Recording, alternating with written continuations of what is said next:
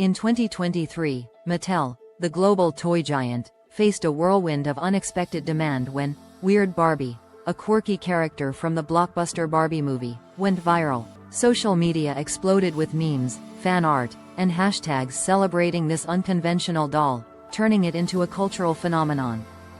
Retailers struggled to keep up as fans rushed to grab their piece of the trend. But how did Mattel respond to this challenge?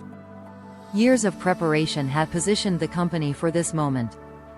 Mattel had overhauled its supply chain, transitioning to a more agile and scalable system. By outsourcing production and closing underperforming factories, they created a network designed to handle rapid shifts in demand. When Weird Barbie fever struck, Mattel activated its supply chain playbook, ramping up production in record time. Factories increased output, logistics teams streamlined distribution, and retailers were restocked before customers even noticed shortages. The result? A viral product that reached fans everywhere without significant delays. Weird Barbie became more than a toy.